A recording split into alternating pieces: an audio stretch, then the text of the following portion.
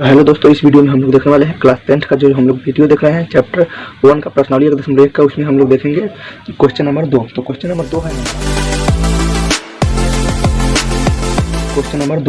Number 2 है हमारा यहाँ पे कि दर्शाइए कि कोई भी धनात्मक विषम पूर्णांक 6q+1 या 6q+3 या 6q+5 के रूप का होता है जहाँ q कोई पूर्णांक है। तो हम लोग सबसे पहले यहाँ हम लोग को करना क्या है कि q कोई पूर्णांक है और इसमें क्या कर रहा है धनात्मक विषम पूर्णांक।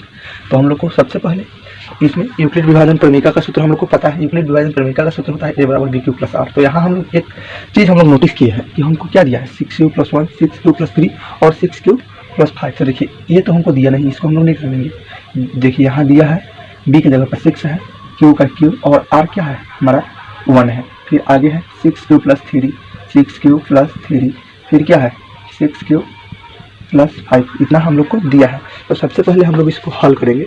तो हल हम लोग करते हैं यहाँ, तो हल हम लोग यहाँ लिख देते हैं और इसमें हम लोग क्या करेंगे मानेंगे। तो मानेंगे क्या लिखेंगे हम लोग, माना विषम पूर्णांक,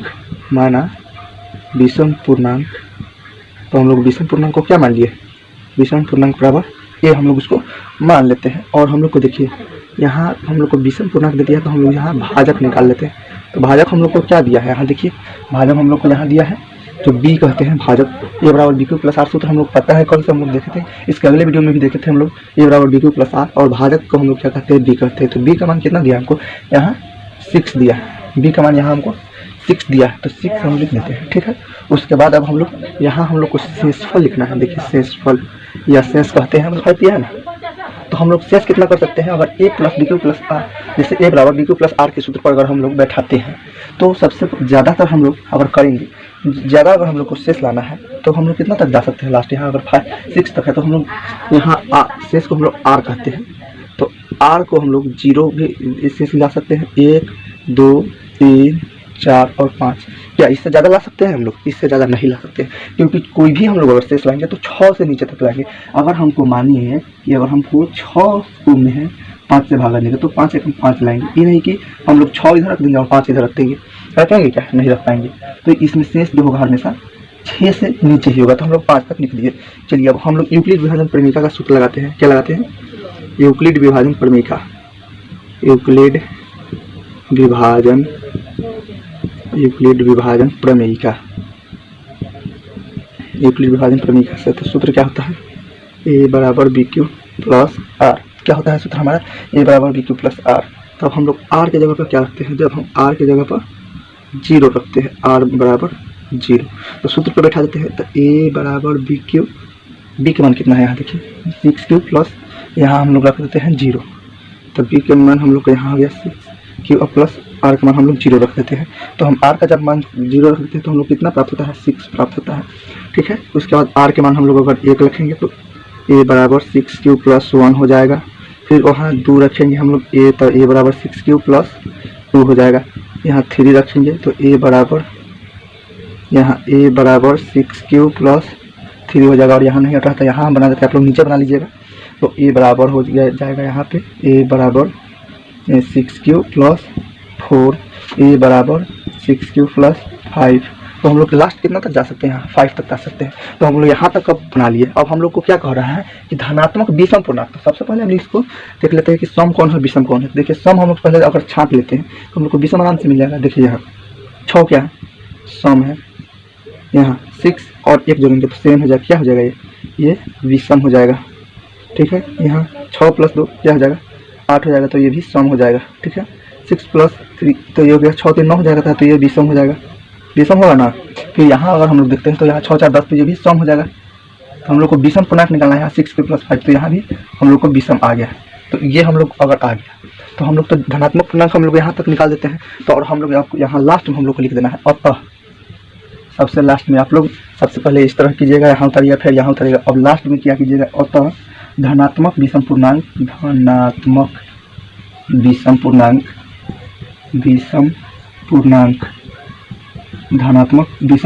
बराबर क्या आ गया हम लोग का 6q+1। देखिए विषम कहाँ है, यहाँ देख लीजिए 6q+1 आ गया।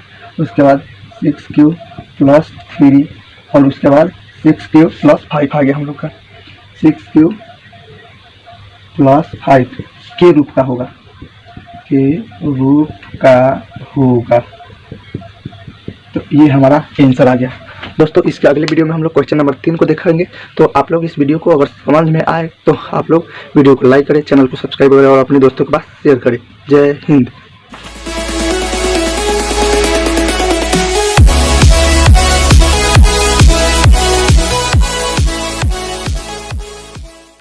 जय हिंद। Welcome to my YouTube channel इनके स्मार्ट लेक्चर्स। इस लेक्चर वीडियो में हम लोग देखने वाले हैं क्लास 10th का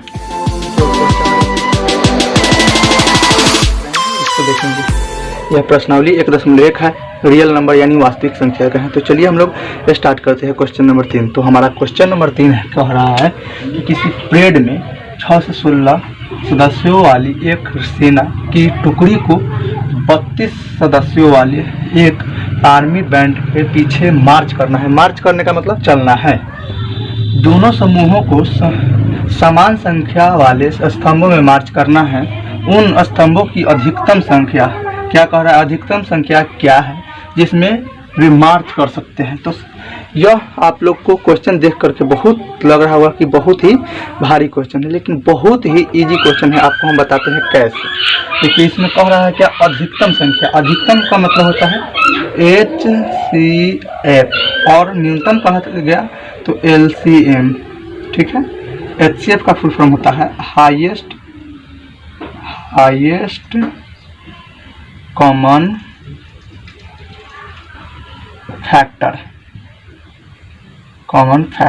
ठीक है, तो हम लोग इसको सबसे पहले हम लोग अगर यूक्लिड विभाजन प्रमेय इसमें निकालेंगे। क्यों, तो इसमें सबसे पहला कह रहा है कि HCF निकालना। ये इसमें नहीं दिया है कि यूक्लिड विभाजन प्रमेय से निकाले या जो है सिंपल से निकाले। तो हम लोग यूक्लिड विभाजन प्रमेय से निकाले क्या है, तो हम लोग यूक्लिड विभाजन का ही जो है चैप्टर पढ़ रहे हैं। तो चलिए हम लोग यूक्लिड विभाजन प्रमेय से इसको निकालेंगे। तो सबसे पहले इसमें A का मान कैसे हम निकालेंगे और B का मान कैसे निकालेंगे इसको बता देते हैं।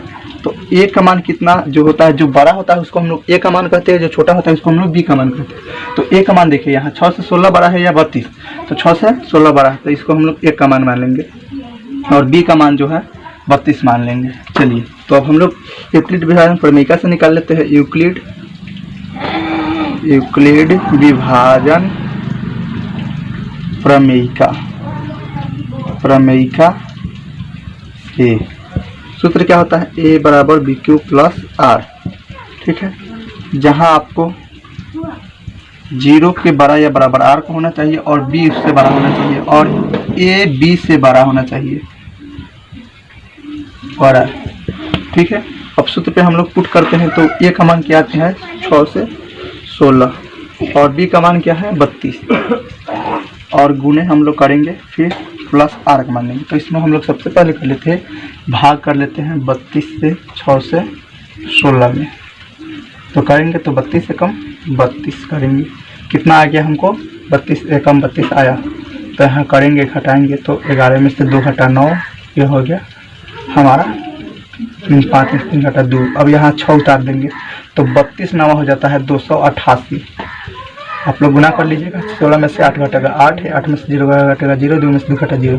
तो आप देखिए 32 गुने कितना में 19 में हम लोग गुना करेंगे। 32 गुने 19 प्लस जो शेष आया 8, तो उसको 8 लिखेंगे। अब चूंकि लिखेंगे यहाँ चूंकि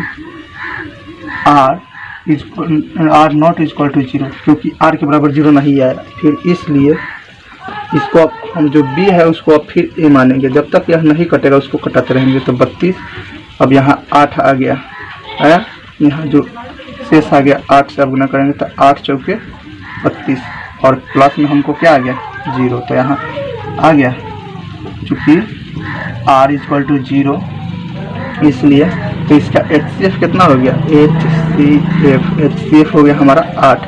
अब इसमें कह रहा है कि उन स्तंभों की अधिकतम संख्या क्या होगी। तो लिखेंगे अतः उन स्तंभों की अधिकतम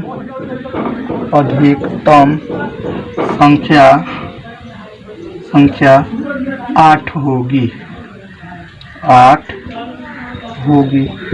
इस तरह आपको लिख देना है। आपको यह अच्छा लगा हो वीडियो तो वीडियो में कमेंट करके बताइएगा, और साथ ही मेरे यूट्यूब चैनल को सब्सक्राइब करिए, साथ में बेल आइकन को दबाना ना भूलिए ताकि जो भी वीडियो हम अपलोड करें सबसे पहले आप तक पहुँचे। और आप लोग को क्विज चाहिए तो मेरे टेलीग्राम चैनल में से जुड़ जाइए, और साथ ही मेरे यूट्यूब को सब्सक्राइब कीजिए। यहाँ पर भी क्विज कराया जाता है, कम्युनिटी पोस्ट में आप लोग जाकर देख सकते हैं। आज के लिए इतना ही। जय हिंद।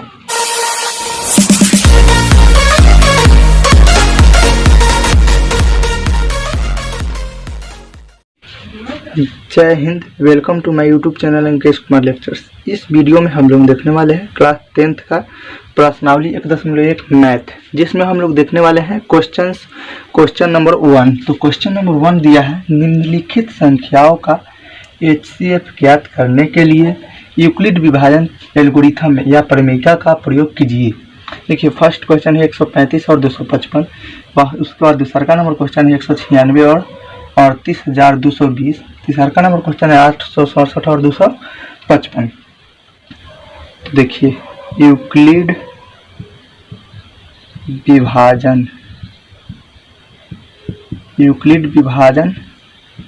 प्रमेयिका, यूक्लिड विभाजन प्रमेयिका। देखिए, इसका सूत्र होता है A बराबर BQ प्लस R, जहाँ इसका सूत्र क्या है, जहाँ जो है ना A होना चाहिए B से बड़ा और जो है 0 होना चाहिए R के बराबर या बड़ा, लेकिन जो R होना चाहिए ना वह B से हर समय छोटा होना चाहिए या B बड़ा होना चाहिए, कह सकते हैं। तो ये है यूक्लिड विभाजन प्रमेयिका का जो रूल है। अब हम लोग फर्स्ट नंबर क्वेश्चन जान लेते हैं इसी सूत्र के आधार पर, और लेकिन इसमें अब आपको बता देते हैं सबसे पहले कि यूक्लिड विभाजन प्रमेयिका का जो सूत्र है इसमें कौन क्या है। तो देखिए, यह क्या है, भाज्य। क्या है, भाज्य। ए को क्या कहते हैं, भाज्य। भाज्य बराबर भाजक। ये क्या है, भाजक गुने क्यों क्या है, भागफल। भागफल प्लस आर क्या है, शेष। शेष या शेषफल कह सकते हैं हम लोग। देखिए, जो यूक्लिड विभाजन प्रमेयिका का सूत्र होता है A बराबर BQ प्लस R, तो यहाँ A बराबर BQ प्लस R है। अब देखिए, हम लोग A को क्या कहते हैं, A को भाज्य कहते हैं, उसके बाद B को क्या कहते हैं, भाजक कहते हैं, Q को क्या कहते हैं, भागफल कहते हैं, और R को क्या कहते हैं, शेषफल कहते हैं। तो ये है यूक्लिड विभाजन प्रमेयिका का सूत्र। अब हम लोग इसी सूत्र के आधार पर यह जो क्वेश्चन है 1 नंबर, 2 नंबर, 3 नंबर, इस तीनों को बनाकर आप लोग को बताएंगे। तो चलिए, आप लोग क्वेश्चन को बनाने के लिए रेडी रहिए।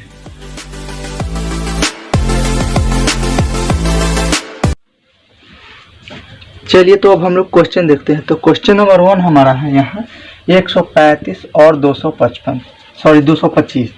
तो इसमें A कौन है और B कौन है। जो बड़ा होगा उसको हम लोग A कहेंगे, जो छोटा होगा उसको हम लोग B कहेंगे। तो A जो है 225 है यहाँ बड़ा है, तो 225 यहाँ आ गया आपका A, और जो A है वह 225 हो जाएगा क्योंकि वह बड़ा है, और B क्या हो जाएगा, 135। क्या है, 135, क्योंकि जो A होगा वह बड़ा होगा और B होगा वह छोटा होगा।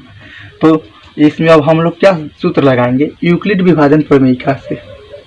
यूक्लिड विभाजन प्रमेयिका कहे तब या एल्गोरिथम कहे तब, बात बराबर हुआ से। तो इसका सूत्र क्या होता है, A बराबर BQ प्लस R, जहां आपको ध्यान रखना है, जहां A क्या होना चाहिए, B से बड़ा होना चाहिए, और 0 के बड़ा या बराबर R होना चाहिए, लेकिन जो R से होगा हमेशा B बड़ा होगा। यह आपको सूत्र में ध्यान रखना है। तो क्वेश्चन नंबर A में देखिए, यहाँ A का मान कितना है, 225 बराबर B का मान कितना है, 135। तो 135 से हम 225 में क्यों ना भागा दीजिए कि हमको जो है शेषफल भी आ जाएगा, हमारा जो भागफल जो है वो भी आ जाएगा। तो 135 से यहाँ हम लिख देते हैं 135 से हम लोग 225 में भागा दे देते हैं। तो 225 में हम लोग भागा दे देंगे तो 135 दूनी तो 270 ज़्यादा हो जाएगा, एक ही मर्तबे में लगाएंगे। तो 135 से कम 135 जो है इसको घटाएंगे तो 5 में से 5 घटा 0। अब देखिए 2 से 3 तो नहीं घटेगा, इसमें एक क्या करेंगे, हासिल लेंगे। तो ये हो गया 12, 12 में से 3 घटा क्या हो गया 9, और ये क्या हो गया, यह 0 कट गया। इसको हम लोग क्या करते हैं, घटाते हैं। तो इसको हम लोग को किस तरह लिखना है, हम लोग 135 से किस में 1 में गुना किए तो जो भागफल हुआ वह 1 जो हुआ, और हम लोग का जो शेषफल आया कितना आया 90। अब देखिए यहाँ हम लोग का r के बराबर 0 आया क्या, यहाँ अभी तक तो r के बराबर 0 नहीं आया, तो यहाँ अभी हम लोग और बनाएंगे। तो चलिए इसको हम अब लोग देखते हैं। अब जो यहाँ जो b था उसको अब हम लोग a बनाएंगे, क्यों, क्योंकि यह 12 हो गया और यह छोटा हो गया। r जो जगह का है, जो शेषफल है, इसको हम लोग शेषफल कहते हैं, r कहते हैं, और इसको हम लोग भागफल कहते हैं। तो जो भागफल है उससे हम लोग यहाँ जो भाजक हो गया, भाजक में हम लोग जो है फिर से शेषफल से भाग देंगे। तो देखिए भाजक को हम लोग फिर a बना देते हैं। तो a का मान कितना हो गया 135 बराबर, यहाँ शेषफल आ गया तो 90। अब हम लोग क्या करते हैं, फिर 90 से 135 में भाग देते हैं। तो 90 से 135 में भाग देंगे तो 90 दूनी 180 हो जाएगा, ज़्यादा हो जाएगा, एक ही मरतबे में कटाएंगे। तो 90 एकम 90, इसको हम लोग अगर घटाएंगे तो 5 में से 0 घटा 5 और 13 में से 9 घटा जो हो गया 4 हो गया। तो इसको किस तरह लिखेंगे, 90 गुने 1 प्लस 45। यहाँ देखिए यहाँ r का मान 0 आया, यहाँ भी r का मान 0 नहीं आया। जब तक r का मान 0 ना आए तब तक हम लोग को बनाते ही रहना है। तो देखिए यहाँ फिर हम यह करके लिख देते हैं। अब 90 को हम लोग a मान लेंगे और 45 को हम लोग b मान लेंगे। तो 45 दूनी क्या होता है 90, अब प्लस 0 आ गया। जब 90 आ गया तो बराबर 0 आ गया। तब यहाँ देखिए r बराबर 0 आया क्या, तो आ गया। तो यहाँ अब हम लोग को देखना क्या है कि अब हम लोग का इससे फिर आ गया। तो अतः क्या लिखेंगे लास्ट में, अतः हम लोग को लिख देना है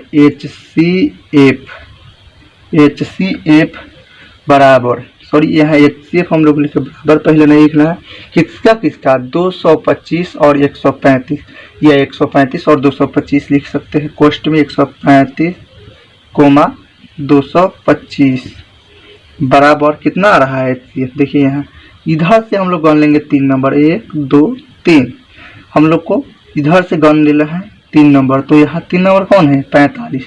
तो HCF क्या आ गया 45। या हम लोग कह सकते हैं जो B पर आएगा लास्ट में, जो 0 अगर आ गया, या B जो 0 है अगर आ गया शेषफल और उसके B में जो है 45 आ गया, तो यह किसका HCF हो गया। तो यही आंसर हमारा हो गया। और आप लोग इसका स्क्रीनशॉट लीजिए। चलिए तो अब हम लोग दूसरा नंबर क्वेश्चन देखते हैं। तो दूसरा नंबर क्वेश्चन है 196 और 38,220। आपको यह देख कर लग रहा होगा कि यह बहुत भारी सवाल है, लेकिन देखिए इसको चुटकी में बनाते हैं। तो हम लोग फिर से लिखेंगे यूक्लिड विभाजन प्रमेयिका से, यूक्लिड विभाजन प्रमेयिका से सेम लिख देंगे। और देखिए यहाँ ए बराबर BQ प्लस R सूत्र होता है, और जहाँ जो है उस तरह हम लोग लिख देंगे 0 के बराबर R या उससे बड़ा B, और ये जो होगा हमेशा B से बड़ा होगा। तो देखिए A के जगह पर हम लोग किसको मानेंगे, यहाँ सबसे पहले तो हम लोग को यहाँ देख लेना होगा कि A किसको मानेंगे। तो A हम लोग जो बड़ा होगा उसको ही नहीं मानेंगे। तो यहाँ 38,220 है, तो 38,220 ठीक है। और B क्या हो गया 196, क्या हो गया 196। तो A की जगह पर हम लोग क्या कर रखेंगे 38,220 बराबर। अब देखिए यहाँ 196 है B की जगह तो 196। अब हम लोग इसको भाग कर लेते हैं। तो 196 से हम लोग भाग देंगे 38,220 में, तो भाग देते हैं। तो देखिए 196 से तो ज़्यादा हो जाएगा 2 मरतबे में, तो एक ही मरतबे में लगाएंगे। तो 38 जो है 196 एकम 196 कर देंगे। तो घटाएंगे तो 2 से 6 नहीं घटेगा, एक दहाई लेंगे तो यहाँ क्या हो गया हासिल लेंगे, तो यह हो गया 12, 12 में से 6 घटा 6 हो जाएगा। फिर यहाँ अगर 8 है तो 8 था तो एक हासिल है तो 7 हो गया, 7 में से 9 नहीं ना घटेगा, एक है लेंगे 17, उसके बाद 17 में से 9 घटा 8, यहाँ 2 हो गया, 2 में से घटा 186 हो गया। अब तो 186 नहीं लगेगा, फिर यहाँ हम लोग 2 उतारेंगे, ठीक है। अब हम लोग को कटाएंगे 196 में अगर हम लोग 9 से गुना करते हैं, 196 9 1700 कितना हो जाएगा 64, गुना करके आप लोग देख लीजिएगा। तो 2 से 4 नहीं कटेगा, फिर हासिल लेंगे एक, तो ये हो गया 12, 12 में से 4 घटा 8 हो जाएगा। फिर यहाँ हो जाएगा 5, 5 में से 6 नहीं घटेगा, एक लेंगे 15 हो जाएगा, 15 में से 6 घटेगा 9 हो जाएगा। उसके बाद यहाँ 0 और यहाँ जो हो गया 0। अब ये जो 0 बचा है उसको हम लोग लिख देंगे। अब 196 पचे होता है 9 से 80, आप लोग गुना कर लीजिएगा, 196 पचे 9 से 80, तो इसको घटा दीजिए 0 0 0, तो कितना आ गया 195। तो गुने 195 और शेष हम लोग को कुछ आया, देखिए यहाँ 0 है तो हम लोग 0 लिख देंगे, तो यहाँ एक ही बार में आ गया, तो इसका लिखेंगे अतः HCF कितना कितना का 196 और 38,220 बराबर कितना आ गया हमारा HCF, यहाँ देखिए 196 ही आ गया।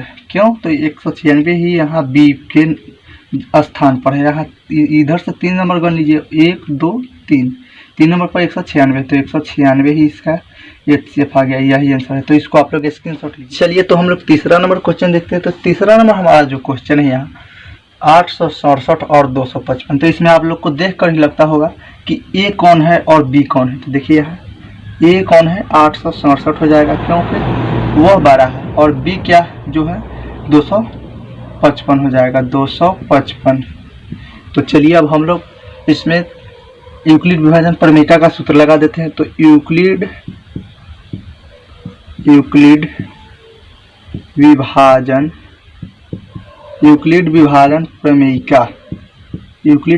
प्रमेयिका बराबर या यूक्लिड विभाजन प्रमेयिका से, तो सूत्र क्या हो जाएगा a बराबर BQ प्लस R, जहाँ तो आप लोग को बता ही दिए हैं ये बड़ा होना चाहिए B से, और यहाँ आपको क्या कर लेना है कि 0 से बड़ा या बराबर होना चाहिए R और उससे बड़ा होना चाहिए B।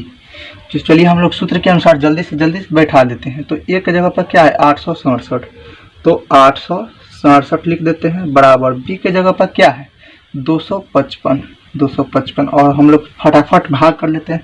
तो 867 यहाँ हो जाएगा और 255 यहाँ हो जाएगा। तो 255 से हम लोग को 867 में भागा देना है, तो 255 से हम लोग अगर 3 मात्रा में भाग करते हैं तो हमारा 765 आ जाता है। तो 765 हम यहाँ लिख देते हैं। 255 थी, आपको गुना भी करके बता देते हैं 765। देखिए 255 यहाँ हो गया, 3 से हम लोग गुना कर ले, 5 3 15 के 5 हासिल 1, 5 3 15 116 के 6 हासिल 1 2 3 6 1 7, तो कितना आया 765 आ गया। तो आप लोग इतना के लिए आप लोग गुना कर सकते हैं। तो चलिए इसमें अगर हम लोग घटा देते हैं, तो 7 में से 5 घटा 2, 6 में से 6 घटा 0, और यहाँ 1 102 हो गया। तो उसको हम लोग लिखेंगे कितना में गुना करें, तो गुना हम लोग का क्या है 3 से, और प्लस हम लोग का शेषफल कितना आया है 102 आ गया है। तो यहाँ r बराबर 0 है नहीं है, तो इसको और आगे बढ़ाते चलेंगे। तो चलिए आगे बढ़ाते हैं। तो यहाँ अब हम लोग का जो है ये का मान क्या हो गया यहाँ 255 बराबर 102 गुने, अभी फिर 102 से हम लोग भाग दे देते हैं, यहीं पे दे देते हैं 255 में। तो 255 में भाग दे देंगे तो 102, तो इससे तो 204 हो जाएगा, 102 दूनी 204, इसमें से घटाएंगे 5 में से 4 घटा 1, और यह हो गया 5 के 5 51 बच गया। तो इसमें हम लोग कितना से गुना किए हैं 102 से 2 मात्रा में गुना किया, और शेष कितना बच गया हम लोग का 51। यहाँ भी r बराबर 0 आया, यहाँ भी r बराबर 0 नहीं आया। तो एक स्टेप और ले लेते हैं हम लोग। तो यहाँ अब हम लोग का a का मान क्या हो गया 102, और b का मान क्या हो गया 51 हो गया। तो 51 गुने 2, 51 दूनी कितना होता है 102, और यहाँ प्लस हम लोग का कितना आ गया 0, तो यहाँ r बराबर हम लोग का 0 आ गया। तो अतः यहाँ लिखेंगे अतः HCF यूक्लिड विभाजन प्रमेयिका से हम लोग निकाल रहे हैं, आप लोग को ध्यान रखिएगा। तो HCF कितना का, तो यहाँ 3 नंबर देखिए 867 और कितना का 255 का, 255 बराबर कितना HCF हो गया हमारा, यहाँ देख सकते हैं आप लोग 51, जो B के स्थान पर आता है वही HCF हो जाता है। ये इधर से 3 नंबर गण लीजिए, तो 1 2 3, यहाँ 51 हो गया, तो ये हो गया आंसर। तो आप लोग इसका भी स्क्रीनशॉट ले सकते हैं। चलिए अब हम लोग अगला जो क्वेश्चन नंबर 2 है उसको अगले वीडियो में देखेंगे।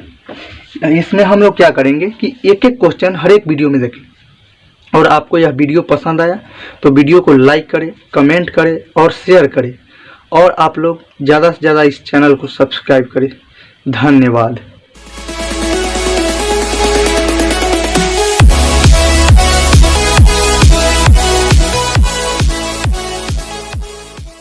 जय हिंद। Welcome to my YouTube channel Ankesh Kumar lectures. इस वीडियो में हम लोग देखने वाले हैं क्लास 10th का क्वेश्चन नंबर 4 प्रश्नावली 1.1। देखिए, सबसे पहले प्रश्न हम आपको पढ़ के बता देते हैं कि क्वेश्चन नंबर 4 कह रहा है यूक्लिड विभाजन प्रमेयिका का प्रयोग करके दर्शाइए कि किसी धनात्मक पूर्णांक का वर्ग किसी पूर्णांक m के लिए 3m या 3m+1 के रूप का होता है। देखिए, आपको क्वेश्चन जो है स्क्रीन पे दिखाई दे रहा होगा, और जो संकेत में दिया है यह मान लीजिए कि x कोई धनात्मक पूर्णांक है, तब यह 3q+1 या 3q+2 के रूप का में लिखा जा सकता है। इसमें से प्रत्येक का वर्ग कीजिए और दर्शाइए कि इन वर्गों को 3m या 3m+1 के रूप में लिखा जा सकता है। तो इसमें हम लोग को सबसे पहले बता दें कि दिया क्या क्या है। तो सबसे पहले दिया गया है हम लोग को 3m, क्या 3m दिया है, और 3m+1 के दिया है। और इसमें कह रहा है कि यूक्लिड विभाजन प्रमेयिका से सिद्ध करके बताइए कि कोई भी धनात्मक पूर्णांक जो है, क्वेश्चन आपको पढ़ के फिर से बता देते हैं। कह रहा है कि कोई भी धनात्मक पूर्णांक का वर्ग किसी पूर्णांक m के लिए 3m या 3m+1 का होता है। तो चलिए हम इसको सिद्ध करते हैं। तो सबसे पहले हमको देखिए यहाँ a प्लस, और यूक्लिड विभाजन प्रमेयिका का सूत्र हम लोग देख लेते हैं, a बराबर BQ प्लस R। तो देखिए, इसमें हम लोग को a पता नहीं है, b यहाँ दे दिया है और q का मान भी दे दिया है, और हम लोग को r का भी पता नहीं है। तो इसमें हम लोग लिख सकते हैं कि इसमें हम लोग मानेंगे सबसे पहले कि लिखेंगे माना, क्या लिखेंगे, माना पूर्णांक बराबर a। क्या मानेंगे, माना पूर्णांक बराबर a। अब हम लोग भाजक इसमें निकालेंगे, तो दिया है भाजक, भाजक को हम लोग b कहते हैं ना, तो भाजक b बराबर, इसमें क्या दिया है, यहाँ हमको 3 दिया है, 3 दे दिया है। अब हम लोग को क्या निकालना है, शेष। शेष किसे कहते हैं, शेष कहो या शेषफल, जिसको हम लोग क्या कहते हैं, आर कहते हैं। तो हम लोग को ये नहीं पता है कि इसमें आर भी नहीं दिया है, तो हम लोग को निकालना है। तो देखिए, सबसे पहले a प्लस BQ, a बराबर BQ प्लस R अगर सूत्र है यूक्लिड विभाजन प्रमेयिका का, तो इसमें हम लोग को सबसे पहले देख लेना है कि यहाँ दिया क्या है, a का मान 3। तो अगर हम लोग 3 लिखेंगे तो वह सबसे बड़ा हो जाएगा। तो यूक्लिड विभाजन प्रमेयिका में जो बड़ा होता है उसको हम लोग a मानते हैं। तो हम लोग को a से ही छोटा रखना पड़ेगा मान, तभी तो वह r के बराबर होगा। इसमें जहाँ आपको दिखाया गया होगा 0 के बराबर r होना चाहिए, या r के बड़ा होना चाहिए जो है हमारा b। तो इसमें हमारा जो r होगा हर समय b से छोटा होगा और a से छोटा होगा। तो इसमें अपना से हमको मान लेना है, शेष को हम लोग अपना से 0 भी रख सकते हैं, 1 भी रख सकते हैं और 2 भी रख सकते हैं। 3 तो नहीं रख सकते हैं ना, क्योंकि 3 तो हमारा जो है ये पॉइंट ही है। ठीक है, आगे हम लोग यूक्लिड विभाजन प्रमेयिका से लिखेंगे यूक्लिड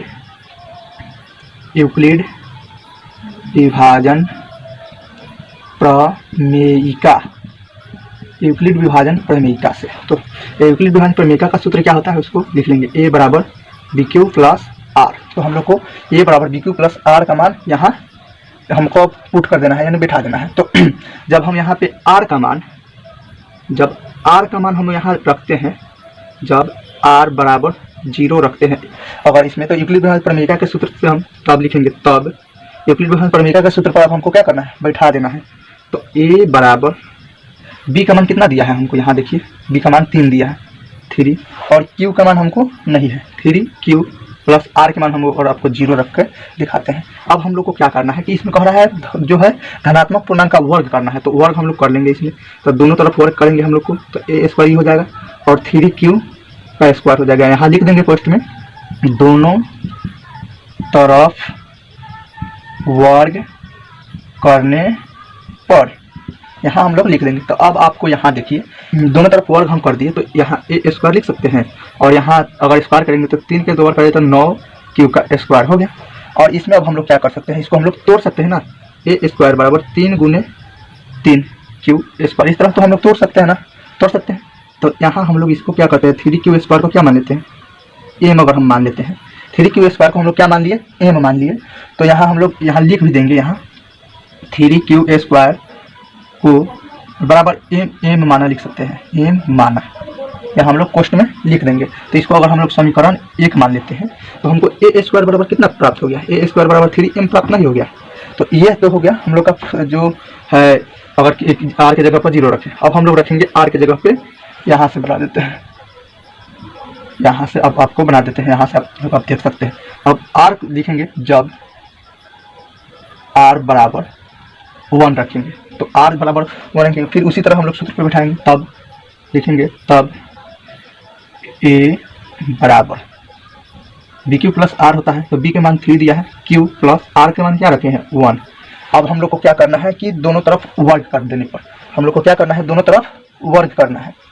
तो यहाँ हम अब क्या कर सकते हैं, a प्लस बी के स्क्वायर पर इसको बैठा देंगे, a² बराबर यहाँ हम लोग को तीनों जो है इसको स्क्वायर हम लोग कर देंगे। तो यहाँ हम फिर से लिख देंगे दोनों तरफ वर्ग करने पर, दोनों तरफ वर्ग करने पर लिख देंगे। अब देखिए यहाँ a² तो हो जाएगा, ठीक है। अब यहाँ आपको दिखाई दे रहा होगा a और b दिया होगा, तो आपको a प्लस बी का होल स्क्वायर पता होगा, a प्लस बी का होल स्क्वायर बराबर क्या होता है, a² plus 2ab plus b²। आपको यह सूत्र याद होगा, अगर नहीं याद होगा तो आप लोग याद कर लीजिए।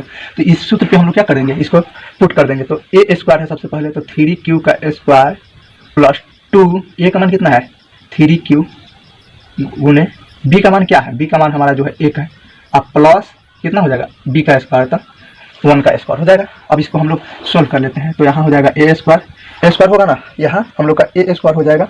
फिर यहाँ लिख सकते हैं 3 को अगर करेंगे गुना तो 9q² हो जाएगा, प्लस 2 3 6q हो जाएगा, अब प्लस 1 हो जाएगा, ठीक है। अब इसको हम लोग कर सकते हैं a² बराबर, अब यहाँ हमको ये देखिए, यहाँ अगर हम यहाँ 3 कॉमन ले लेते हैं, और तो दोनों में से 3 कॉमन हम ले लिए, ठीक है, यहाँ कॉमन ले लेते हैं।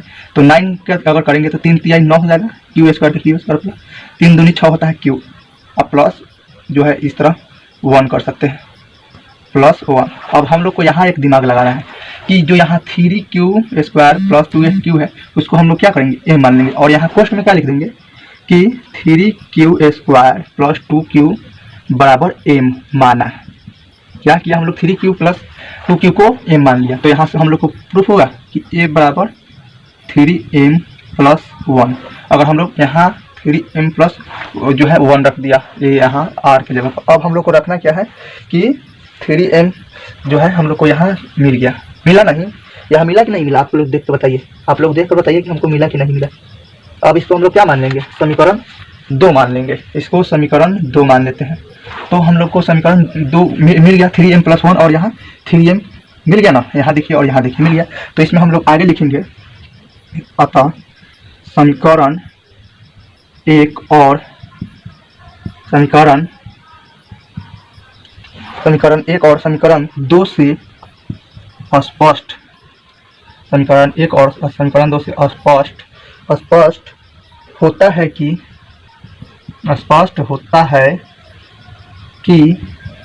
समीकरण 1 और समीकरण 2 से स्पष्ट होता है कि किसी भी धनात्मक पूर्णांक का वर्ग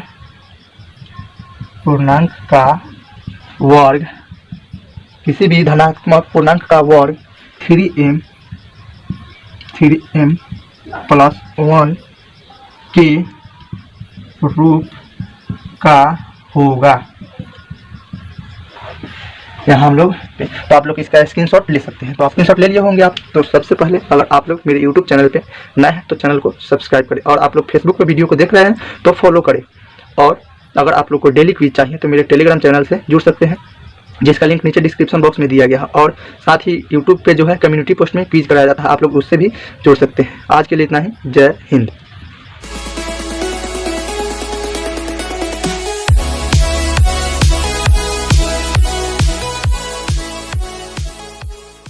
हेलो दोस्तों, तो स्वागत है मेरे YouTube channel Ankesh Kumar lectures में। इस वीडियो में हम लोग देखने वाले हैं क्लास 10th का प्रश्नावली 1.1 क्वेश्चन नंबर 5। तो चलिए हम लोग समझते हैं, देखते हैं।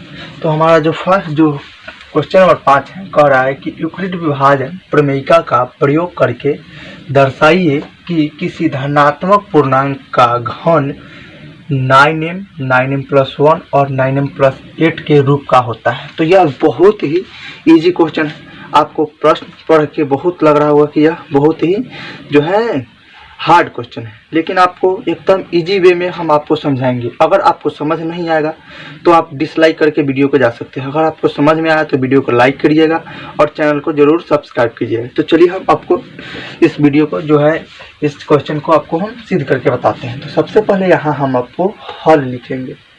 क्या लिखेंगे? हल। यहाँ हम हल लिखेंगे। तो हमको देखिए यहाँ दिया क्या है, 9m 9m+1 और 9m+8 जो है इसके रूप का हमको घन जो धनात्मक पूर्णांक है उसको घन के रूप का हमको लाना है। तो सबसे पहले हमको इसमें करेंगे क्या कि इसमें हम लोग को कुछ पता नहीं है, तो हम लोग इसमें मानेंगे माना पूर्णांक, लिखेंगे माना पूर्णांक बराबर a। अब देखिए यहाँ हमको यहाँ 9 दिया है भाजक, तो लेकिन हम लोग 9 नहीं लिखेंगे। 9 लिखेंगे तो यह क्वेश्चन बहुत ही बड़ा हो जाएगा, तो इसलिए हम लोग 3 ही मान को इसको बनाते हैं। तो हम लोग भाजक निकालते हैं, भाजक भाजक b, जिसको हम लोग b से डिनोट करते हैं, तो इसको b बराबर हम लोग लिख लेते हैं जो 3 लिख लेते हैं, ठीक है।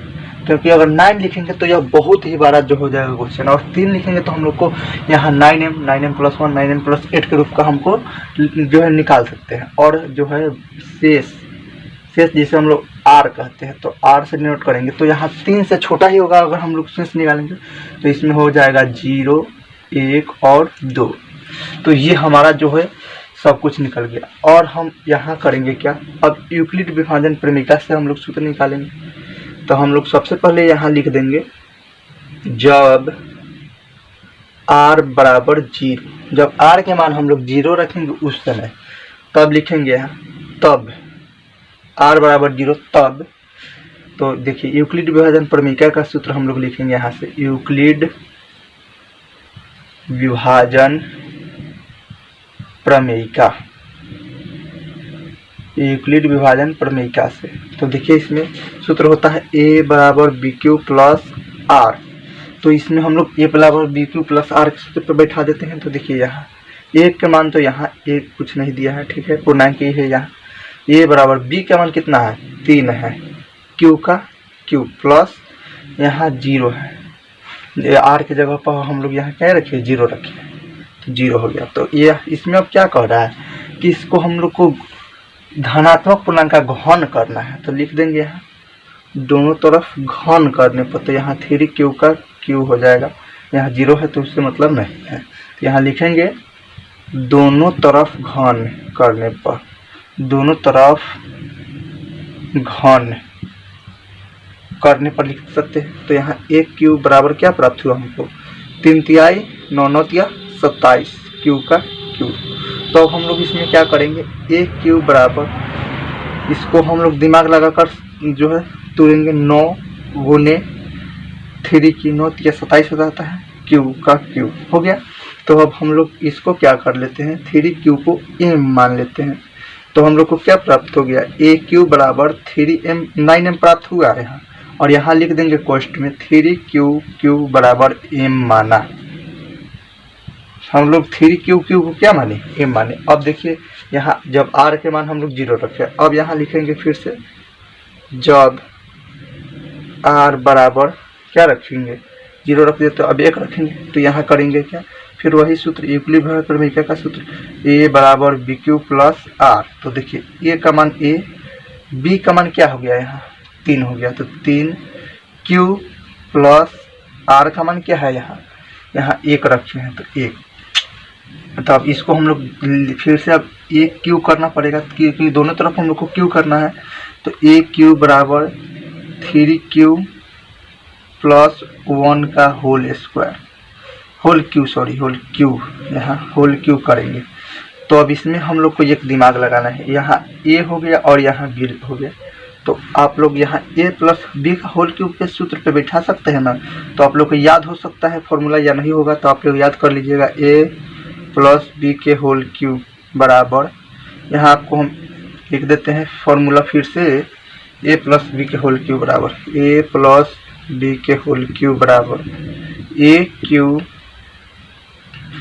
Plus 3a² B plus 3ab² plus B cube. तो ये हो गया ए प्लस बी का होल क्यू। इसको आप लोग जरूर याद कर लीजिएगा, ये बहुत इंपॉर्टेंट है क्वेश्चन बनाने के। तो यहाँ अब हम लोग क्या करेंगे, दोनों तरफ क्यू करने पर लिखेंगे, दोनों तरफ घन करने पर यहाँ हम लोग लिख सकते हैं। तो देखिए यहाँ क्या है, ए क्यू बराबर, अब यहाँ 3q के तो ए प्लस बी का होल क्यूब पे बैठा देंगे हम लोग, पुट कर देंगे। तो ए क्यू क्या है, ए क्यू, तो ए का जगह पर क्या है 3q का होल क्यूब, वह प्लस 3, ए का मान क्या है 3q, 3 इंटू 3q, उसके 3q का जो है स्क्वायर है, स्क्वायर यहाँ कर देंगे। उसके बाद b है, तो b का मान क्या है 1 है, गुना में कर देंगे, प्लस 3ab², 3 a का मान है 3q गुने, फिर यहाँ क्या है b², तो b का मान क्या है, b का मान है यहाँ 1, तो स्क्वायर कर देंगे b, अब प्लस bq है, तो bq तो 1 का क्यूब। फिर अब यहाँ से अब आते हैं हम लोग,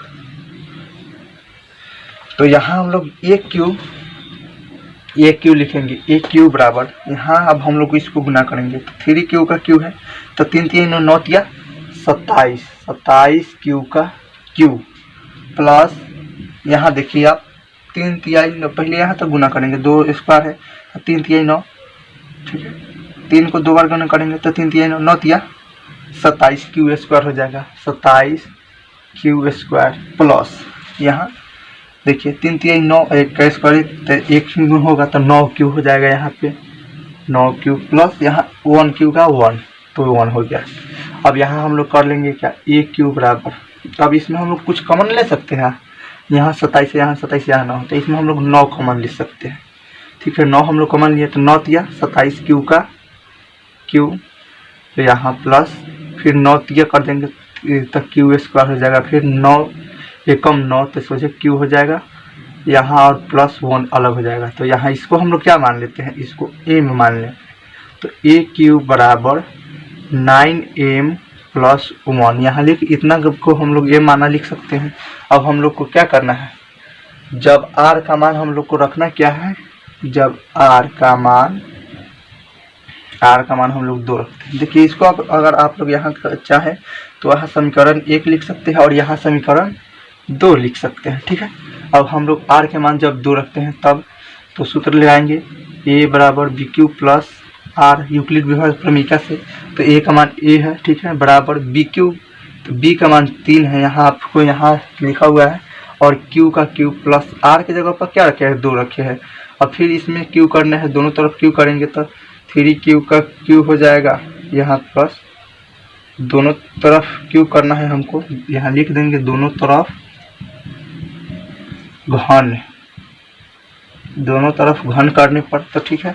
और फिर इसको अब a प्लस बी के होल क्यूब पे करेंगे तो a क्यू हो गया है अलग, और a प्लस बी के होल क्यूब करेंगे तो a क्यू, तो 3q का Q, a Q plus 3a, तो 3q 3a स्क्वायर होगा, 3a स्क्वायर b, तो b का मान क्या है 2, प्लस 3a, तो ये क्या है यहाँ 3q, 3a b स्क्वायर हो जाएगा, तो b स्क्वायर क्या है यहाँ 2 है, 2 का स्क्वायर, प्लस बी क्यू, तो b का मान क्या है 2 है, तो 2 का यहाँ पे हम लोग घन कर देंगे। अब इसको हम लोग सॉल्व कर लेते हैं, तो a क्यू बराबर यहाँ हम लोग कर लेते हैं 3 3 9 27 क्यू का, यहाँ 27 क्यू का क्यू हो जाएगा, प्लस यहाँ आप गुना कीजिए, तो 3 3 9 9 27, और 27 दूनी 54 क्यू स्क्वायर, प्लस यहाँ गुना कीजिए 2 दूनी 4, 4 3 12 36 क्यू हो गया। अब प्लस यहाँ 2 के 3 बार गुना करेंगे तो 8 हो जाएगा, 2 का 2, 2 दूनी 4 और 4 दूनी 8। तो अब इसमें हम लोग फिर से दिमाग लगाएंगे, यहाँ फिर करेंगे क्या, हम लोग इसको कॉमन कर ले सकते हैं क्या इसमें, तो इसमें हम फिर से 9 जो है कॉमन कर सकते हैं, तो इसमें 9 हम कॉमन कर लेते हैं, तो 9 तिया 27 हो जाएगा, क्यू का क्यू प्लस 9 के फिर जो है हम लोग करेंगे 9 तिया 27, 9 चौका 36, 9 पचे 45, 9 छक 54, तो इसमें 6 क्यू स्क्वायर प्लस 9 तिया 27, 9 चौके 36, 4 क्यू हो जाएगा, और यहाँ प्लस 8 जो है बाहर जाएगा। तो इसको फिर हम क्या मान लेते हैं, इसको हम लोग m मान लेते हैं, माना m, ठीक है, इसको m मान लिया हम लोग।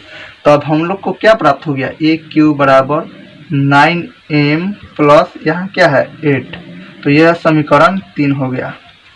तो अब हम लोग समीकरण 3 यहाँ प्राप्त हो गया। अब यहाँ हम आपको लिख कर दे देते हैं, यहाँ लिखे देंगे यहाँ, अतः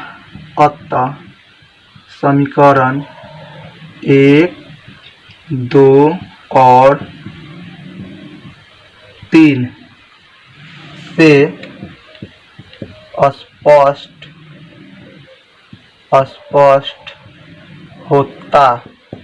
स्पष्ट होता है कि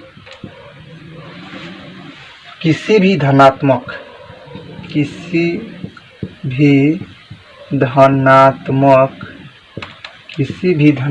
पूर्णांक का घन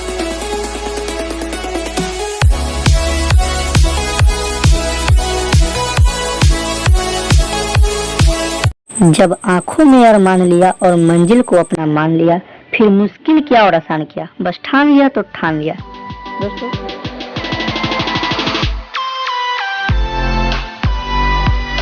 दोस्तों इस वीडियो में हम लोग देखने वाले हैं क्लास 10th चैप्टर 7 का बायोलॉजी, जिसमें ऑब्जेक्टिव क्वेश्चन देखने वाले हैं। ऑब्जेक्टिव क्वेश्चन जो बहुत ही इंपॉर्टेंट है क्लास 10th जो है चैप्टर 7 का, और इसका जो है सब्जेक्टिव वीडियो बहुत जल्द ही आप लोग को चैनल पे अपलोड मिल जाएगा वीडियो। तो आप लोग सबसे पहले इस ऑब्जेक्टिव क्वेश्चंस को याद कर लेंगे। हम इस वीडियो में क्या किए हैं कि जो क्वेश्चन है उसका डायरेक्ट उत्तर हम जो है दे दिए हैं। अपनी बार ऑप्शन के साथ नहीं दिए हैं, क्योंकि ऑप्शन के साथ बहुत ही टाइम लगता है। इस बार केवल जो है क्वेश्चन है और साथ में आंसर है। तो सबसे पहले चलिए हम फर्स्ट क्वेश्चन स्टार्ट करते हैं। तो हमारा फर्स्ट क्वेश्चन है, the origin of the species नामक पुस्तक किसने लिखी। तो आप लोग को पढ़ाया गया है, जो सब्जेक्टिव है उसमें पढ़ाया गया है, तो आप जान सकते हैं। तो इनका उत्तर जो है इस क्वेश्चन का डार्विन होगा। दूसरा नंबर क्वेश्चन है कि गुणसूत्र बने होते हैं। तो गुणसूत्र किस किस चीज के बने होते हैं, डीएनए, प्रोटीन एवं आरएनए के बने होते हैं। चलिए अगला क्वेश्चन पे हम चलते हैं। तो हमारा अगला क्वेश्चन है क्वेश्चन नंबर 3, कोशिका में आनुवांशिक पदार्थ है। तो कोशिका में आनुवांशिक पदार्थ क्या है, तो कोशिका में आनुवांशिक पदार्थ डीएनए है। चौथा नंबर क्वेश्चन है, जीन शब्द किसने प्रस्तुत किया। तो जीन शब्द जॉनसन जो वैज्ञानिक थे उन्होंने जीन शब्द को प्रस्तुत किए। चलिए आगे हम लोग चलते हैं। तो हमारा अगला जो क्वेश्चन है क्वेश्चन नंबर 5। क्वेश्चन नंबर 5 कह रहा है कि डेंगू उत्पन्न करने वाले मच्छर किस तरह के जल में उत्पन्न होते हैं। तो इसका सही आंसर है साफ जल में।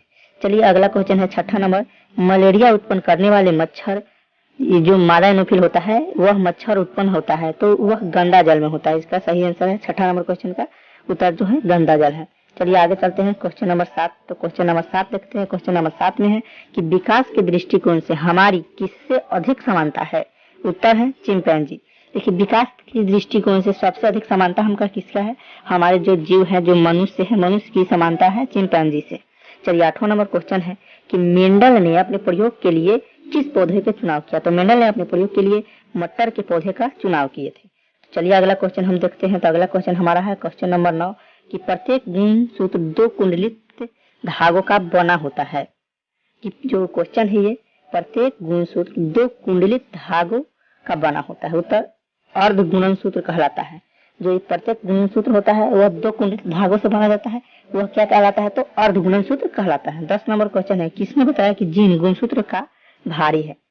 यह क्वेश्चन है किसने बताया जीन गुणसूत्र से भारी है। तो उत्तर है टी बोबेरी एवं W.S.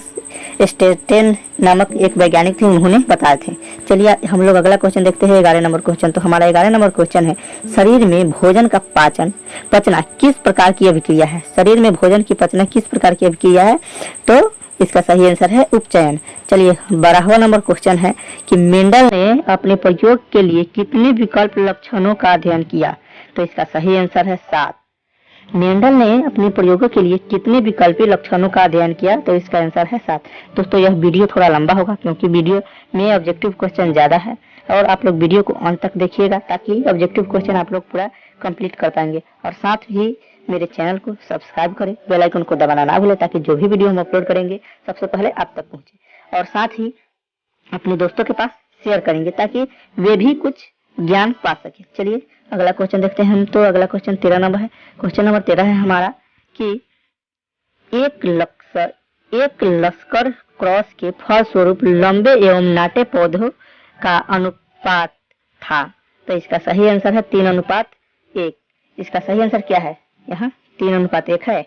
चलिए 14वां नंबर क्वेश्चन है कि द्विसंकर क्रॉस के फलस्वरूप उत्पन्न पौधों का फिनोटॉपिक अनुपात था। तो इसका सही आंसर है 9:3:3:1। इसका सही आंसर क्या है?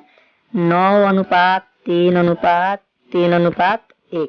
तो ये है द्विसंकर क्रॉस के फलस्वरूप उत्पन्न पौधों का फिनोटाइप अनुपात। देखिए इसमें कुछ जो क्वेश्चन है टाइप करने में गलती हो गया है, इसके लिए मैं माफी चाहता हूँ आप लोगों से। लेकिन हम जो क्वेश्चन बताएंगे कुछ न कुछ जो होगा कुछ ही गलती होगा, लेकिन 100% में मानिए कि 5% ही गलती होगा, लेकिन एकदम 95% 99% सही होगा। मतलब ये टाइप करने में गलती हो गया है। चलिए अगला क्वेश्चन देखते हैं हम। 15 नंबर क्वेश्चन। तो 14 यहाँ है, 14 यहाँ 14।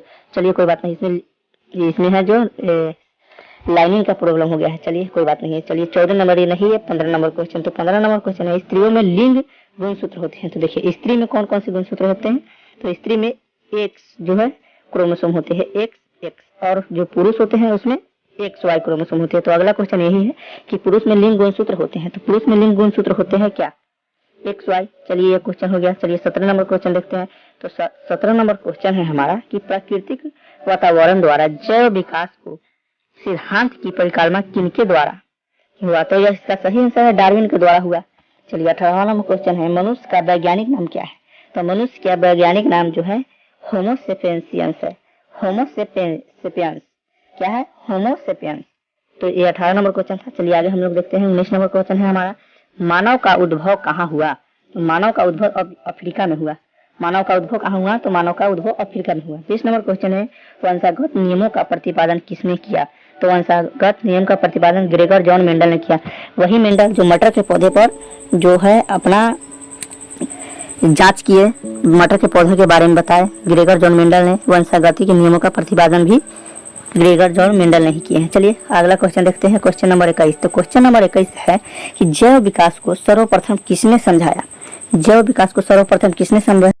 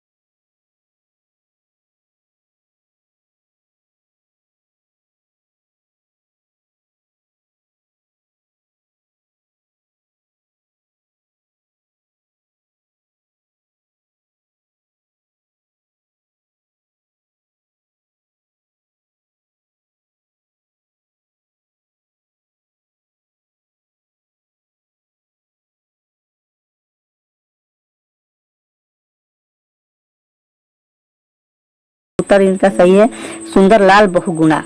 इसका सही आंसर है सुंदरलाल बहुगुणा। चलिए जो 34 नंबर क्वेश्चन है कि पुंकेसर के अग्रभाग को कहते हैं। तो पुंकेसर के अग्रभाग को परागकोश कहते हैं। पुंकेसर को अग्रभाग को क्या कहते हैं हम लोग? परागकोश कहते हैं।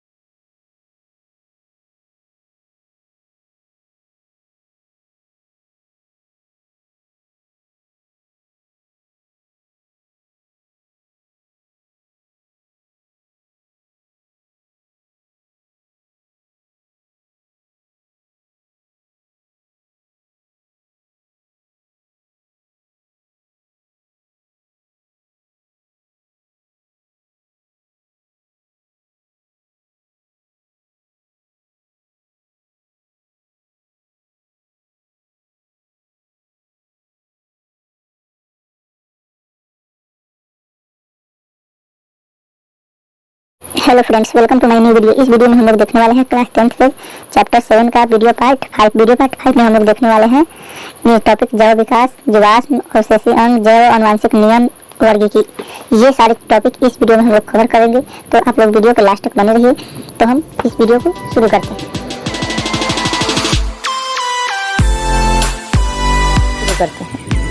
चलिए तो हमारा फर्स्ट टॉपिक स्टार्ट करते हैं, जैव विकास। तो जैव विकास होता क्या है ये हम लोग पहले समझ लेते हैं।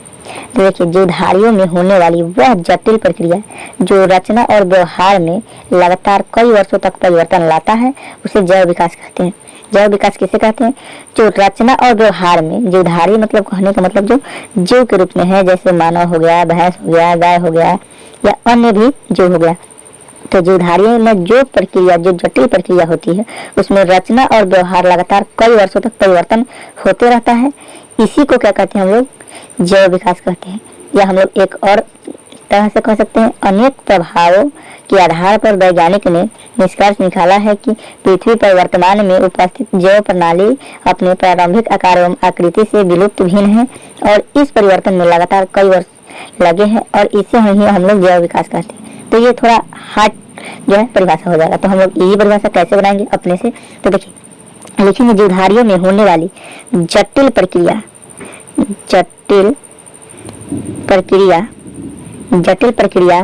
जो रचना और व्यवहार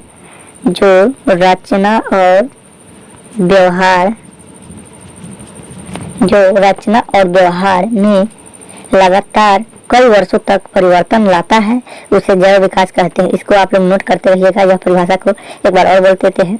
जीवधारियों में होने वाली वह जटिल प्रक्रिया जो रचना और व्यवहार में लगातार कई वर्षों तक परिवर्तन लाता है उसे जैव विकास कहते हैं। तो दोस्तों ये हमारा जैव विकास टॉपिक जो है हम लोग समझे, और आप लोग को मैं आशा करता हूँ अच्छा से समझ में आया होगा।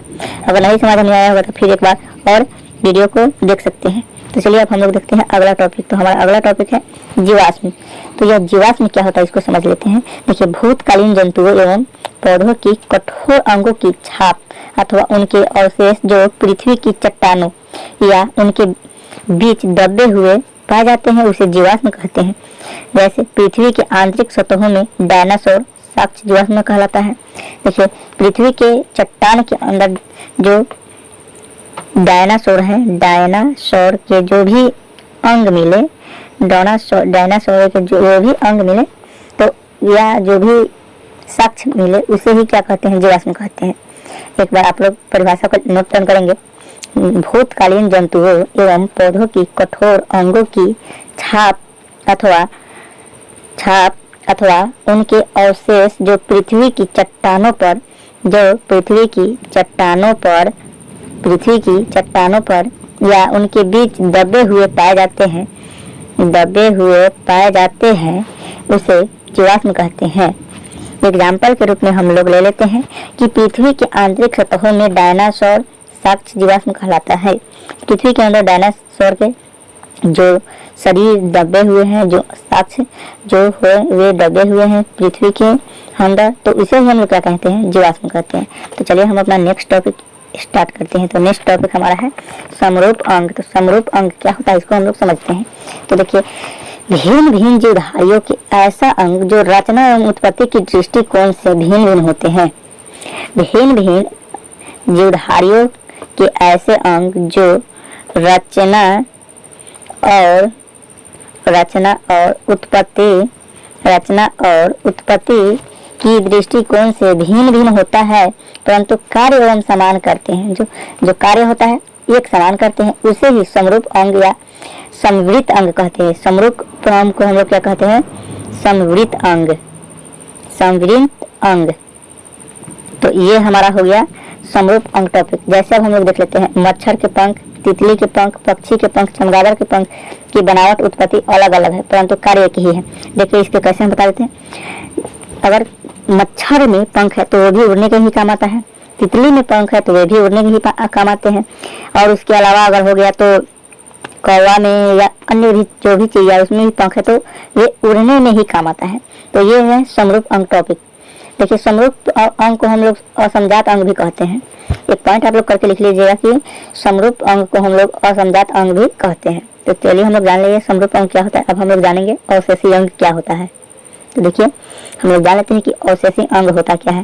देखिए, जीवधारियों में पाए जाने वाले ऐसे अंग जो आवश्यकता एवं प्रयोग के अभाव में अवशेष बना रहता है उसे अवशेषी अंग कहते हैं। देखिए, इसको आप लोग लिखिएगा, नोट डाउन कीजिएगा ताकि आप लोग परिभाषा लिख सके एग्जाम में जाकर।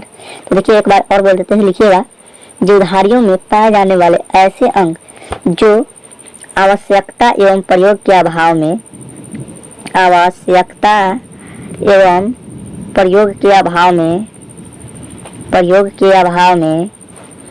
अवशेष बना हो रहता है उसे अवशेषी अंग कहते हैं। जैसे एग्जाम्पल के रूप में अगर आपको बता देना है, एग्जाम्पल आपको लिखना होगा तो मनुष्य के आंख में निमेषक पटल, पूंछ दंड, कान की पेशियां, कैनाइन दांत, शरीर का बाल, पेट की चर्बी, अपेंडिक्स, स्तन का अवशेष आदि। देखिए ये सब अवशेषी अंग है।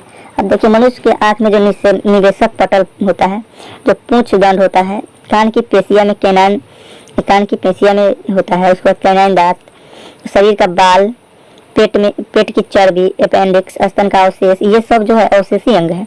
इससे आपको समझ में आ सकता है कि अवशेषी अंग हमारे भी शरीर में, मनुष्य के भी शरीर में कितने हैं। चलिए अब हम लोग जान लेते हैं नेक्स्ट टॉपिक हमारा। तो नेक्स्ट टॉपिक है हमारा जैव अनुवांशिक नियम। तो जैव अनुवांशिक नियम क्या होता है इसको समझते हैं।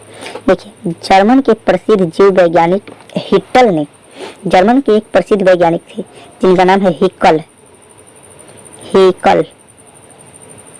जर्मन के प्रसिद्ध वैज्ञानिक हैं जिनका नाम है हैकेल, जिन्होंने जैव आनुवंशिक नियम का प्रतिपादन किया।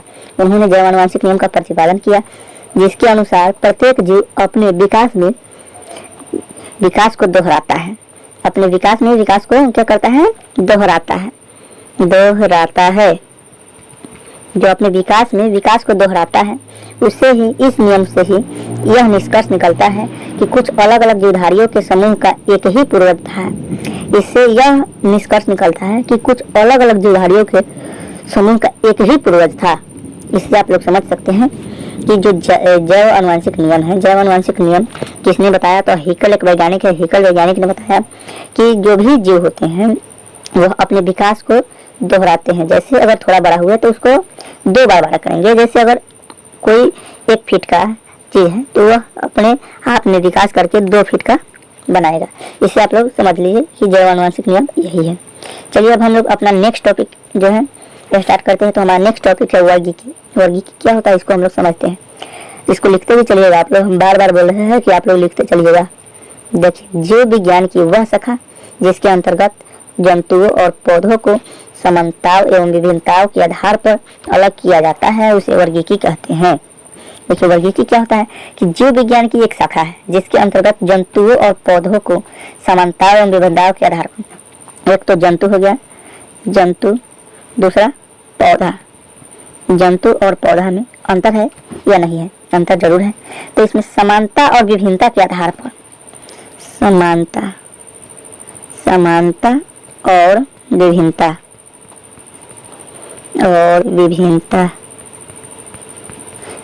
के आधार पर अलग अलग किया जाता है, जिसे वर्गीकी कहते हैं। देखिए, वर्गीकी के 2 भाग होते हैं। तो सबसे पहले हम लोग जान लेते हैं कि वर्गीकी के 2 भाग होते हैं। तो कौन कौन होते हैं? एक होता है पादप वर्गीकी। क्या होता है? पादप वर्गीकी। दूसरा होता है जंतु वर्गीकी। एक पादप वर्गीकी, दूसरा जंतु वर्गीकी। तो दोस्तों, इस वीडियो को हम लोग यहीं समाप्त करते हैं। इसके अगले वीडियो में हम लोग देखेंगे, कुछ क्वेश्चन को देखेंगे जो इम्पोर्टेंट है इस चैप्टर से, उसको देख लेंगे, और ऑब्जेक्टिव क्वेश्चन जो इससे निकल के आए हैं उसको भी देख लेंगे। तो यह वीडियो जो है पार्ट 5 है। इसके अगले वीडियो में हम लोग देखेंगे वीडियो पार्ट 6। अगर आप लोग मेरे यूट्यूब चैनल पे नए हैं तो चैनल को सब्सक्राइब करें, साथ में बेल आइकन को दबाना ना भूलें, ताकि जो भी वीडियो हम अपलोड करें सबसे पहले आप तक पहुंचे। अगर फेसबुक पर वीडियो को देख रहे हो तो फॉलो करना ना भूलें, और मेरे टेलीग्राम चैनल से ज्वाइन हो जाए, ताकि जो भी ऑब्जेक्टिव क्वेश्चन का क्विज कराया जाता है मेरे टेलीग्राम चैनल में ही कराया जाता है। तो आज के लिए इतना ही। जय हिंद।